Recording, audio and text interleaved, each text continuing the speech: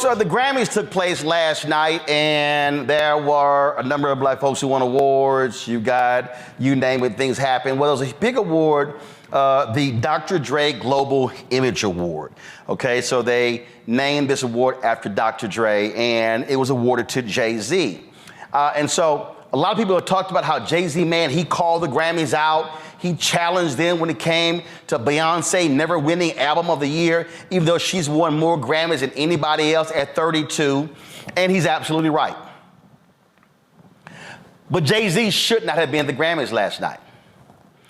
I'm gonna play y'all some of what he said, and I want y'all to listen closely to what he said. So watch this.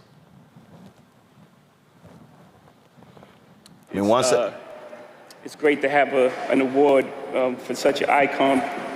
How far we've come with Will Smith and them, Jazzy Jeff and the Fresh Prince winning their first Grammy in '89 and boycotting because it wasn't televised.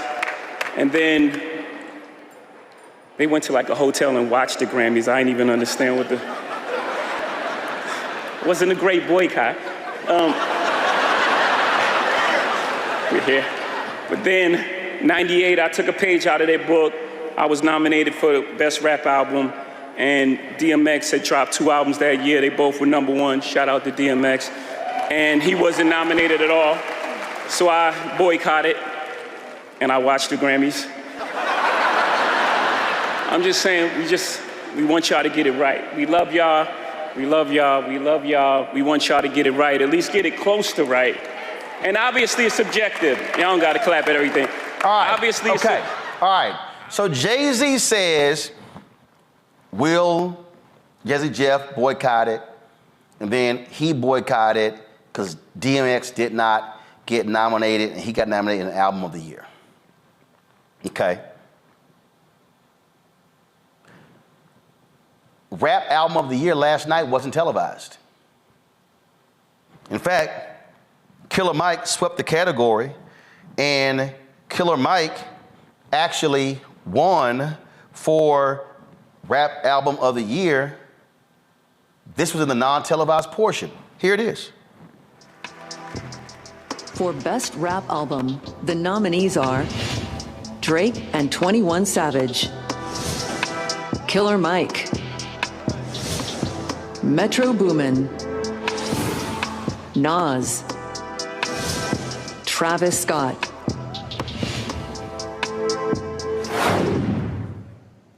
And the Grammy goes to Killer Mike.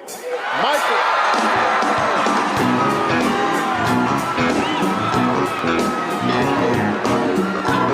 Sweet! Atlanta is a sweet! You can't... God ain't good! You can't tell me! You can't tell me! You can't tell me! You cannot tell me! You cannot tell me that you get too old! You can't tell me it's too late! You can't tell me dreams come true! It is a sweet! It is a sweet! It is a sweet! I'm the... You can...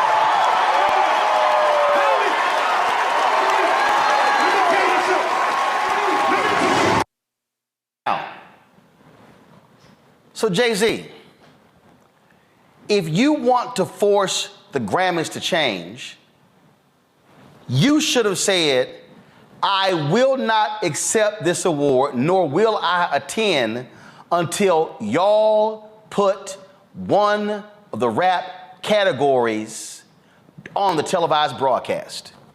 Dr. Dre should have said, I will not allow you to put my name on any award until you put at least the Rap Album of the Year as a part of the telecast. See, this is how stuff doesn't change. Stuff doesn't change when we lend our presence to it and allow it to continue. You heard Jay-Z say when he boycotted. You heard him say Will Smith and boycotted. So sure, Travis Scott performed. Sure, they'll have a rap act perform. But rap is never going to get the respect until major rappers say, until you do right by us, we are not going to show up. I know other rappers. Luther Campbell wrote about it in his book. When the Grammys honored Madonna for her First Amendment battle, when she was battling folks, I think it was the video she did where she portrayed herself as Jesus. And Luther Campbell said, wait a damn minute. I took my case to the damn Supreme Court of the United States and won. And you're not honoring me? Jay-Z has enough juice to say, me and Beyonce will not come back until y'all make rap a part of the broadcast. Y'all, we got to learn how to use our power. We got to learn how to use our leverage and influence. And when we keep showing up at places that continue to minimize us, that continue to disrespect us, you know what they're gonna do? They're gonna say, keep doing it, because they're gonna show up anyway. They're gonna come and pick up the special award anyway. And you say, no, don't even put my name on it unless you do right by us. See, Julian, this is the thing that MLK was talking about on April 3rd, 1968. When he was talking about how do we properly use our power in order to affect change. And this is what Jay-Z should have done. And then he could have stood there and said, I told them I would not accept this award unless a rap category was a part of a televised broadcast. And that's why the best rap album of the year was a part of this year's telecast, and it will be a part of the telecast from every year now on. That's how you force some change. Except for the fact that integrationists want to be integrated. People want to be part of the club. They want to be part of the party. If they didn't want to be part of the party, they would do what Jay-Z had the opportunity to do, which is say, I'm going to sit this sucker out. No, everybody, all these people, they talk a black game, they talk a strong game, but at the end of the day, they want to be a part of the club. And it doesn't matter whether their ticket is marked half-assed or marked sit at the back of the room or marked you ain't valued, they still got in the room. I agree with you fully. There's so many instances of this where black people just we don't stand up for ourselves. And if you don't stand up for yourself, ain't nobody else going to stand up for you. Let me tell you something, Derek. Man, listen, I have been a part of stuff, and I've gone to places, and they didn't have room on the red carpet for those of us in black media. And I literally would say it, no, we ain't covering nothing until you create a spot. I've literally been somewhere, look, I'm gonna tell hold on. Stay right there. Hillary Clinton was First Lady of the United States. See this photo right here? I'll go to the other shot, all right? This photo was shot at the MLK Center. I shot it at the MLK Center in Dallas, okay? This is when she was First Lady, all right? Let me tell you what happened.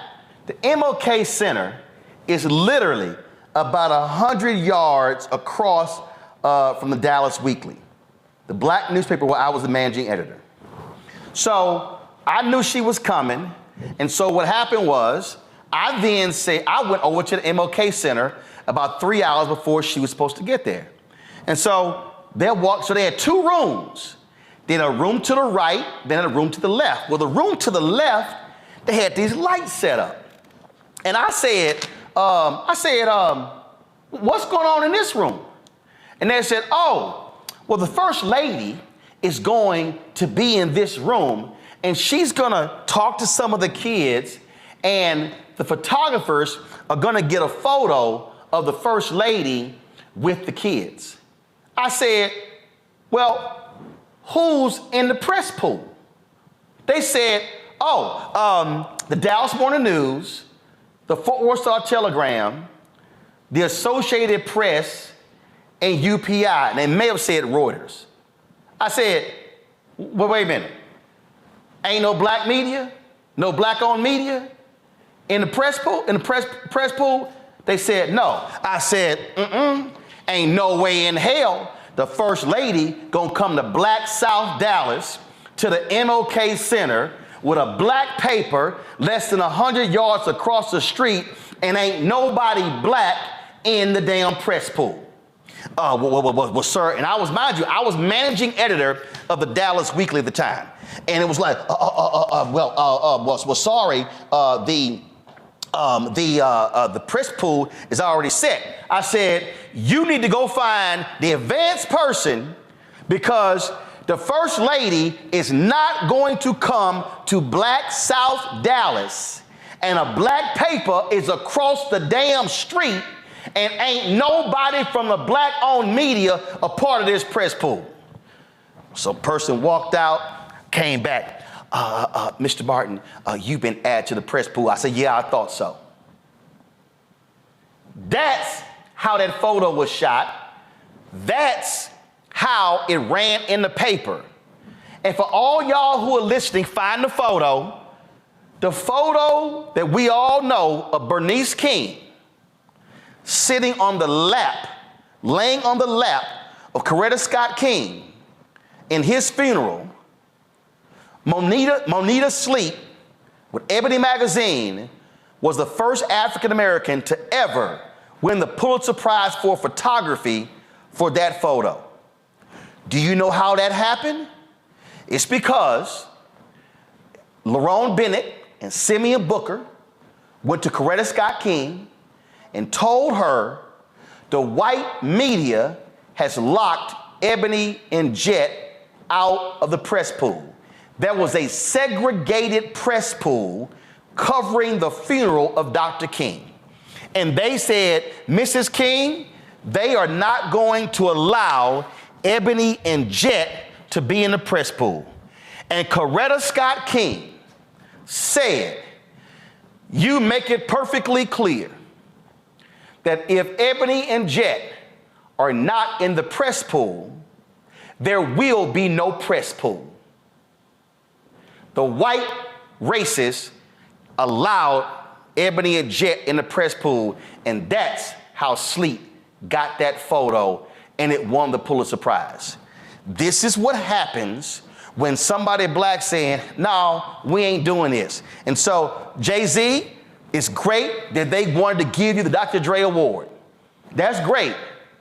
But Jay-Z and Dr. Dre should have said, ain't gonna be no award until y'all make rap a part of a televised broadcast. Derek, that's how you take a stand. You know, Roland, through the examples that you've provided, it's one thing to have power, but it's something else to communicate that you're willing to sacrifice your position.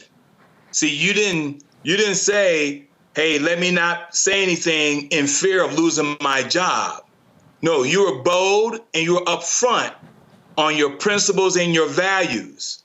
Here's the thing that we got to really understand about the use of our collective power and individual power. If you're not willing to sacrifice, see, the Montgomery bus boycott, Roland, was successful because they realized their power, but they also demonstrated that for 300 plus days, they're willing to sacrifice. They're willing to walk. They're willing to not wage on their principles and their values. Muhammad Ali was powerful because he demonstrated, hey, I will sacrifice these heavyweight belts to make sure that you understand my platform and my voice. That's the reason why we got to move from having moments and turn them into movements. But we're not going to be successful with movements if we're not willing to sacrifice. And so last night, you didn't see someone that exercise the use of their power because they're not willing to sacrifice and saying, I'm not showing up until you make the change. It takes a level of sacrifice to do exactly what you're asking us to do. Yeah, and all I'm saying is this here. If Jay-Z says to all the rappers, we ain't going to the Grammys. We are not going to the Grammys next year until the rap album of the year is a part of the live telecast. And let's see them say no. And then we turn it and say, and if you are our allies, other artists, you stand with us. And you know what you do? You throw an event somewhere else and you don't turn the damn TVs on. You have something else going on, but this is the only way. Otherwise, the Grammys, they gonna keep doing it. They gonna sit here and say, yeah, we ain't gonna put y'all on. Y'all gonna show up anyway. Y'all gonna show up and be happy in the pre-show, and we gonna do all the other awards. They could have easily, listen, the in memoriam was long as all get out. They could have cut one of the performers. All I'm saying is, there's a certain point when you allow people to disrespect you because you don't use your power to say, not anymore. It ain't gonna happen again. So Jay-Z, Dr. Dre, y'all make it clear. Whoever they want to give the award to next year, you make it clear. We ain't showing up unless y'all make the rap album of the year a part of the broadcast. I guarantee you it's gonna cause some folk to say, we better do it or we gonna lose the star power. And they ratings were up this year. You pull a star power, ratings go down. When ratings go down, they lose money. And we know in America, when they lose money, stuff changes.